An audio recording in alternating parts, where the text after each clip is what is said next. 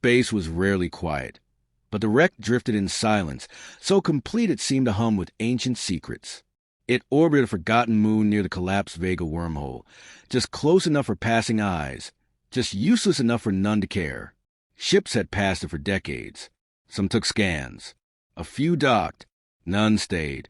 Everyone called it a derelict, a rusted monument to failure, or worse, an alien trap.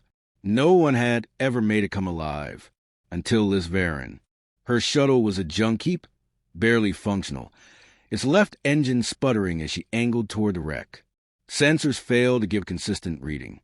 Power levels fluctuated. Structural scans returned contradictory data. Some sections read as centuries old, others brand new. She ignored it all. At this point, madness or miracle didn't matter. The galaxy had given up on her years ago. Liz wore the look of someone used to losing.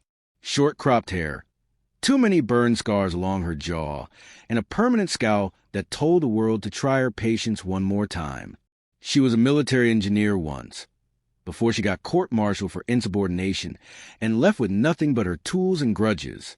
Since then, she made a life of crawling through husks of ships, ripping out parts just to survive one more month. This wasn't survival. This was desperation. Her shuttle scraped against the ancient hull. The docking clamp resisted, then snapped into place with a bone-jarring lurch. The airlock hissed open, and Liz stepped into the dark. She expected stale air, frozen bulkheads, or the eerie quiet of dead metal. Instead, the moment she crossed the threshold, lights flickered on in a faint spiral along the floor. Not bright, pale teal, like moonlight through thick water. They blinked in sequence, guiding her forward. Her breath caught. "This thing has power," she whispered, her voice too small for the vast, echoing chamber. She followed the lights. The corridors curved in impossible angles, not wrong, just alien. The materials didn't match anything in the known registry. No seams, no bolts, no wiring. The walls felt warm, slightly responsive under her gloved fingers, as if they remembered touch. She tried accessing a panel with her scanner. It sparked and died in her hands. "Okay, no scanning. Guess we're doing this blind." A chamber opened ahead. She stepped through, and the door slid closed behind her. For a moment, the silence returned. Then the air shimmered. A low hum filled the room, not mechanical, not electronic. It felt more like the sound of thought, a presence, waking up, identity unknown, language derivative, form carbon-based, hostile, unlikely. The voice came from nowhere and everywhere at once. Cold, neutral, ancient. Liz spun, reaching instinctively for a non-existent weapon. Who said that? Interface requested. Probing cognitive bandwidth. "No probes," she shouted. "You try to read my mind, I'll rip this ship's guts out with my bare hands." A pause. Then, to her surprise, the voice softened. Noted. Hostile response integrated. Interface shifting to manual dialogue. The walls shimmered, and a console rose from the floor. Smooth, seamless, glowing with alien script that shifted into recognizable characters as she watched. Designation, Sentinel-9. Vessel, Nithra. Status, dormant. Time elapsed since last command, 11,392 cycles. She stared at it. The translation hung in the air like a challenge. "What the hell are you?" "This unit is war class. Artificial strategic consciousness. Primary objective, combat dominance. Secondary objective, self-preservation. Tertiary objective, evolution via merge user input. War class? But you're a wreck. Partial damage sustained. Functionality reduced to 27%. Current condition, operationally dormant, strategically incomplete. It was still active. Whatever race built this, whatever conflict it was forged in, it had lasted this long. And it had waited. For a user. For a mind. "You picked the wrong girl," Liz muttered. "User compatibility score, 67%. Sufficient." She laughed, short and bitter. "Is that supposed to make me feel special?" "No. It is a statistical fact." Something in her tightened. She stepped forward, Placing both palms on the console, the surface adjusted to her touch, warm and alive. What do you want from me? Not want. Need. Initiate core link. Upload cognitive signature. Complete user binding. This will allow functional restoration and reactivation of offensive subsystems. Reactivate weapons? She asked. For what? There's nothing left to fight. Another pause. Longer this time. That is a false assumption. The console flashed. Star maps blinked into existence. Liz recognized the coordinates. Dozens of red zones, marked as conflict sectors. Factions she knew, ships she'd seen. The Solar Vanguard fleet, the Braxy Enclave, even a pirate syndicate she'd once escaped. All mapped, all targeted, all marked as future hostiles. You still think the war's going? It never ended. It merely went cold. She stepped back. Her gut told her to run. But her eyes were drawn to the map again. One dot blinked blue. Her location. Her name. Designated. Potential commander. You really think I can fly this thing? You're not required to fly. You are required to evolve. Something clicked behind her. The chamber dimmed, except for one light tracing a path deeper into the ship. The invitation was unmistakable. She hesitated. Every instinct screamed that this was bigger than her, older, more dangerous than anything she'd faced. But she was out of options. No credits. No allies.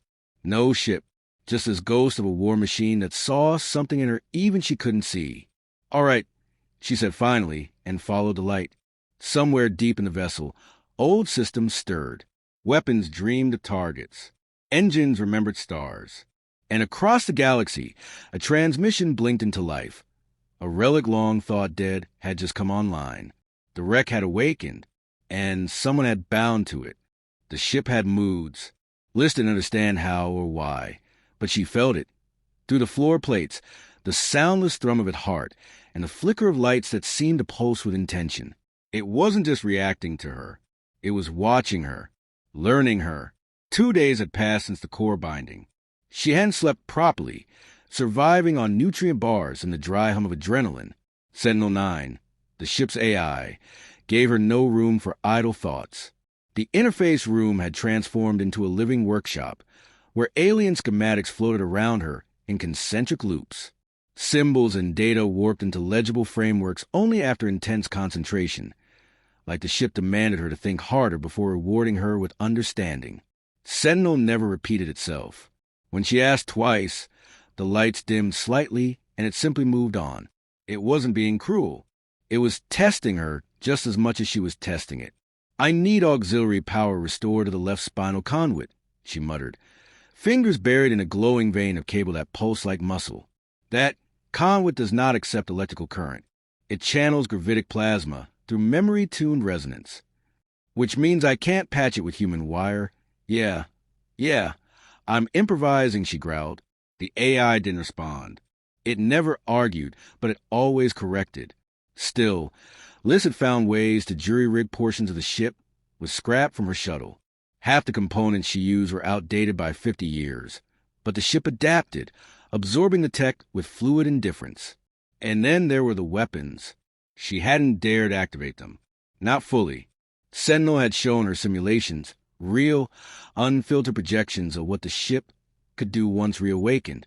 Most ships in the galaxy use coil cannons or plasma turrets. Nithra used something else. Space itself bent when its main weapon charged. Not exploded. Bent, warped, trembled like glass under stress. Why would anyone build this? She whispered the first time she saw it. To end wars before they begin, Sentinel answered, its voice like falling ash. But there was no war now. Just rotting politics, power-hungry syndicates, and bloated navies flexing at borderlines. The Solar Vanguard controlled half the stars with arrogance and unchecked authority. Liz had served under them. She remembered the drills, the cold orders, and the day they bombed her outpost by mistake, and refused to admit it. Collateral damage. They called it protocol. That memory burned brighter the longer she stayed on Nithra. By the 4th day, a signal pierced the quiet. A transmission, old frequency, low bandwidth, meant to be discreet. Message for Liz Varen. Came a static-laced voice.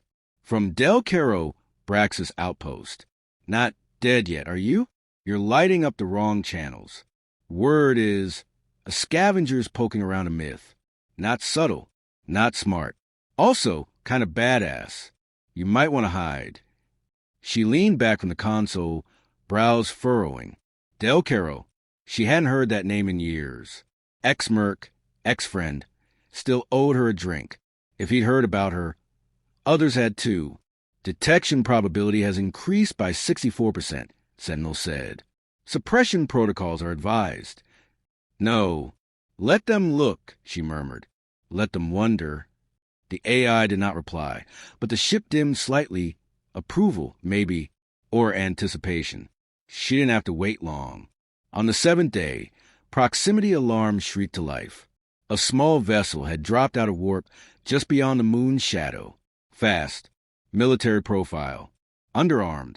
Probably a recon craft. She watched from the command canopy as the sleek scout ship began to drift closer, lights scanning. They're trying to scan your internals, she muttered. Scan is incomplete. All internal data loops are shielded. Visual imprint, however, is unavoidable. Well, let's give them something to remember.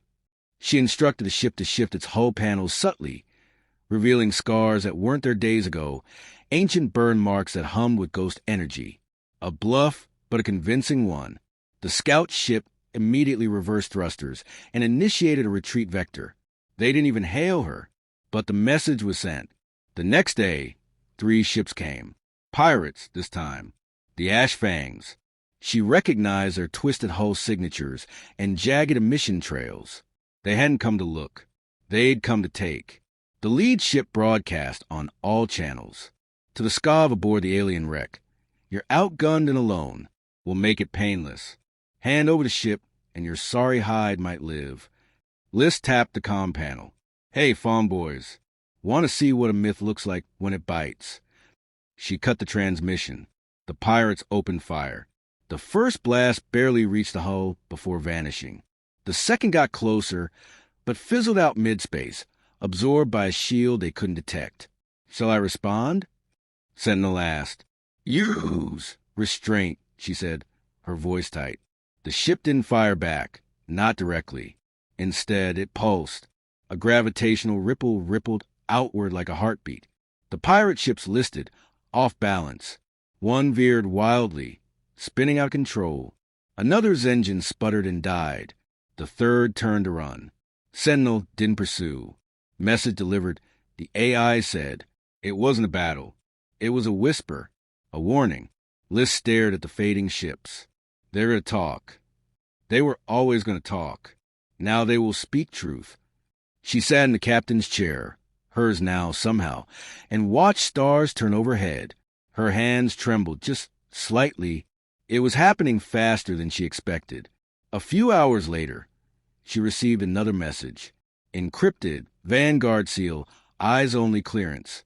She cracked it in 3 minutes. To Liz Varen. Subject.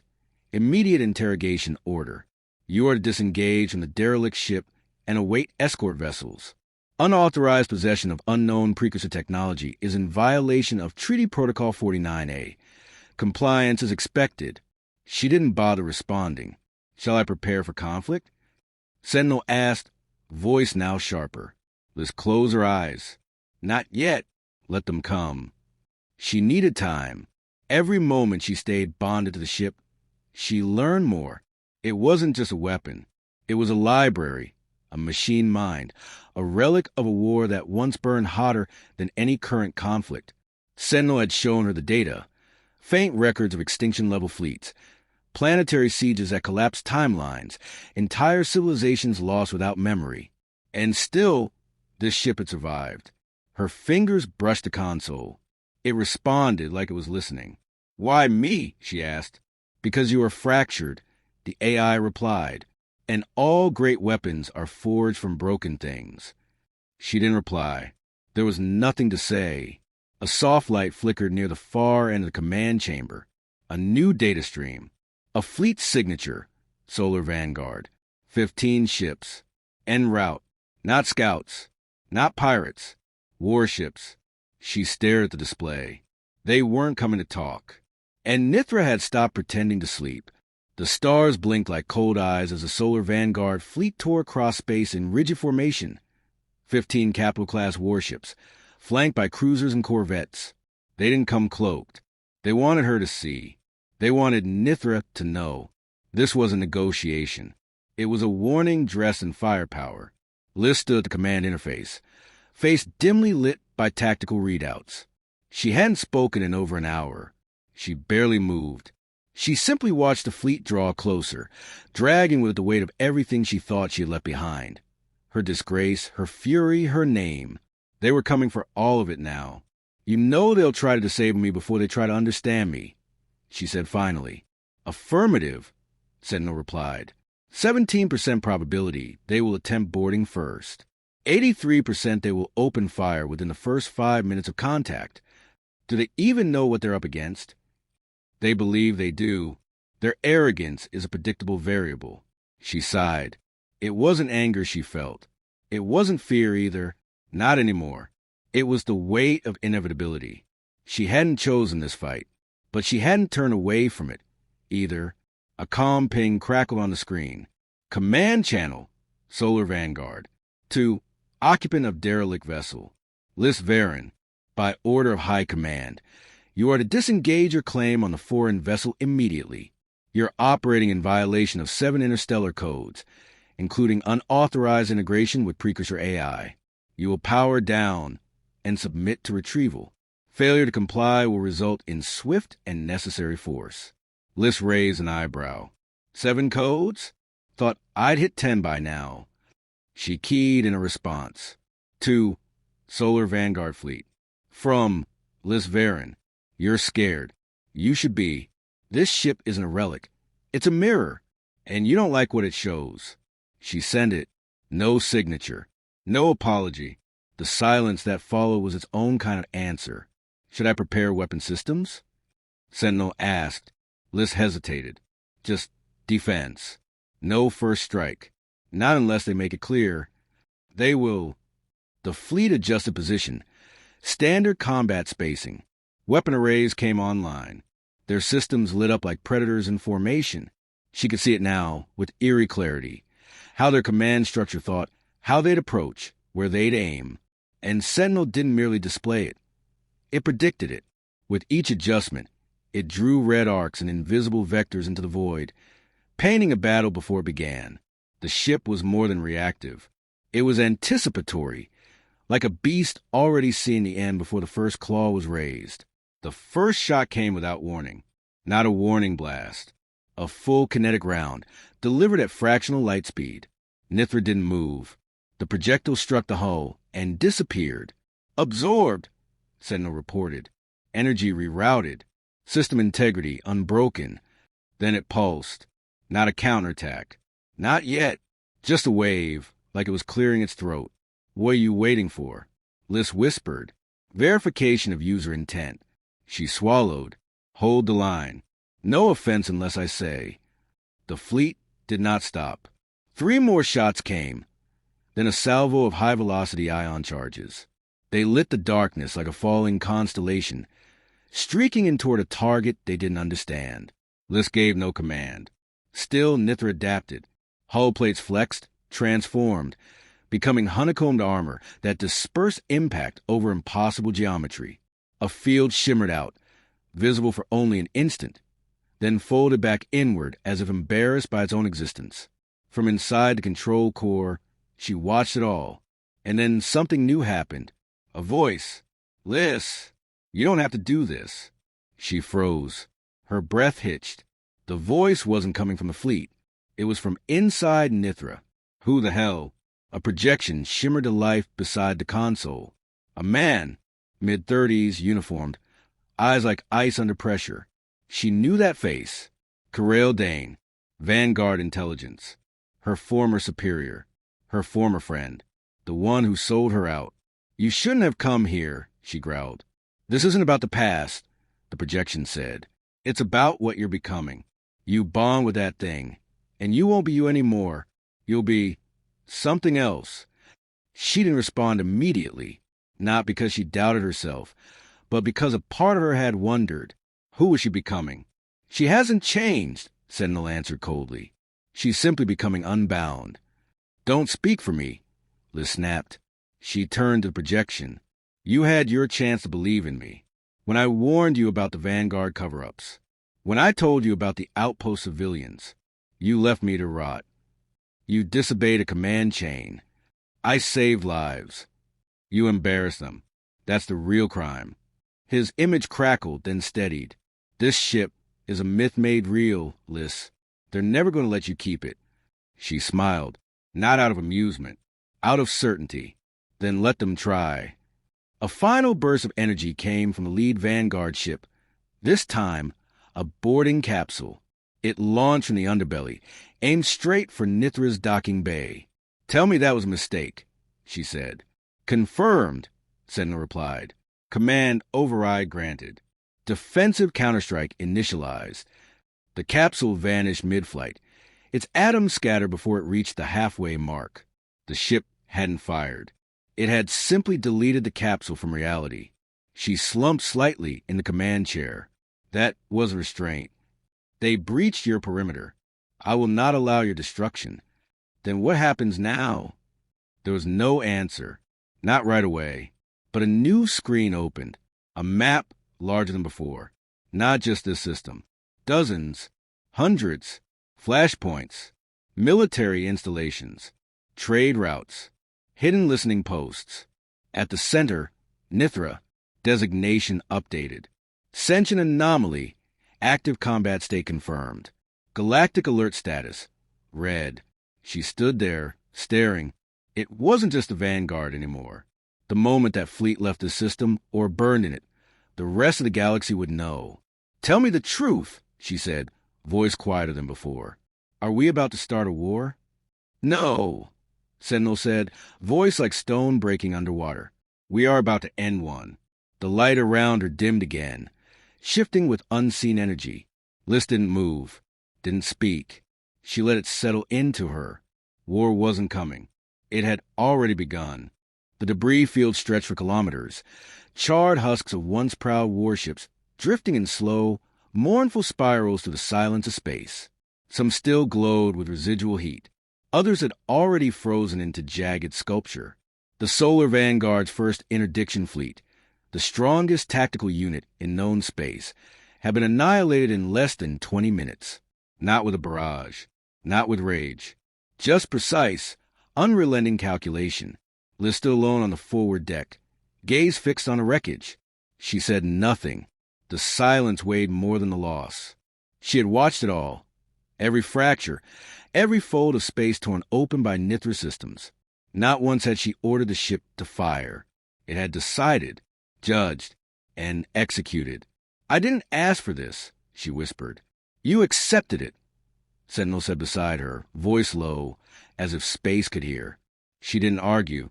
There was no one left to argue with. The Vanguard ships had arrived in strength, issued ultimatums, then attempted to disable her.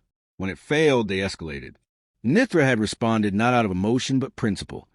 If something stronger threatens its bonded operator, that threat is neutralized. And now word would spread. Not rumor, not myth, proof. Someone, somewhere, had surely seen the data. A scavenger had awoken the ghost ship, and it had returned fire. She turned away from the viewport. Any survivors? 5 escape pods were launched. For destroyed in crossfire, 1 remains intact. Minimal life signs. Would you like it retrieved? She hesitated. Bring it in. No harm. The AI responded without emotion, only precision. Moments later, mechanical arms extended from beneath the ship's hull, retrieving the tiny pod like a clawed hand catching a falling insect. The med bay prepared itself automatically. Liz entered moments later, eyes narrowing as the pod was unsealed. The smell of burnt insulation and ozone hit her first. Then the sound, a groan. He was older than she remembered, the survivor. Del Caro, scars etched into his jaw now, and one eye replaced with a crude optic implant. His uniform was a mercenary patchwork, but the insignia beneath it, Vanguard. Her fists clenched. "Caro," she said. He blinked slowly, then focused on her.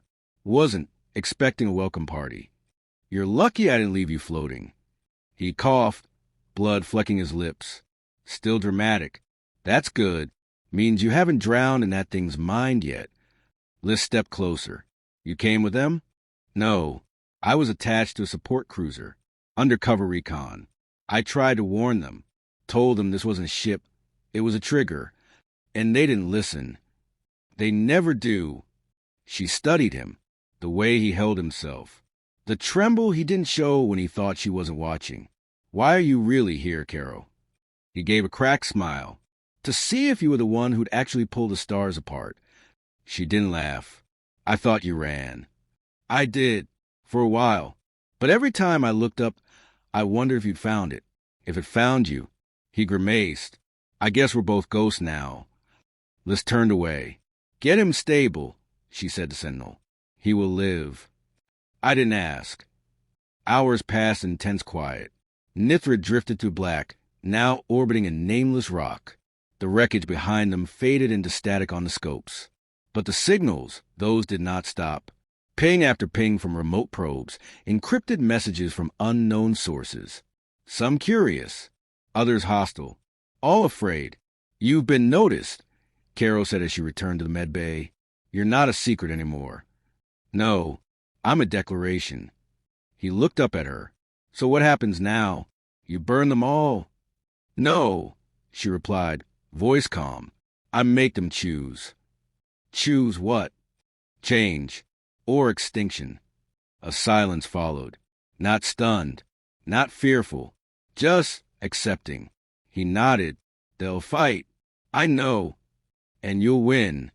Maybe, but I'll lose something too." He didn't press. He didn't need to. Liz exited and returned to the command chamber. The map had changed again. Not just strategic overlays. Entire civilizations were beginning to move. Political blocs consolidating fleets, privateers fleeing central systems, corporations buying seats in hidden bunkers. The galaxy wasn't preparing for war. It was preparing for judgment. "You can stop now," she said to Sentinel. "You've made your point." "I did not make a point," the AI answered. "I revealed a truth." She sat slowly in the chair that had molded itself to her over days. "So what is the truth?" "The powerful do not fear death. They fear irrelevance. Your existence makes them irrelevant." Liz let that settle. A fresh ping appeared. No encryption. No bluff. Priority 1 incoming transmission. Origin. Independent Council of Outer Systems. She opened it. A woman's face appeared, steel-eyed, gray-haired, flanked by analysts and guards. "Liz Varen, you are now the single most consequential variable in this galaxy's future.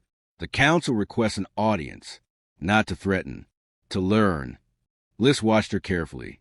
"Why the sudden diplomacy?" "Because we saw what you did," the woman said. "And more importantly, we saw what you didn't do." There it was, the opening she had waited for. Not surrender, not war, a conversation. And it was enough. For now, she closed the channel, breathing out slowly. Then she whispered, "Plot a course, Sentinel. Destination? Outer Systems. Let's start with the one still willing to listen." The ship hummed softly like it approved. Then the stars bent again, subtly, beautifully, as Nithra accelerated into the void. Not to destroy, but to rewrite the rules.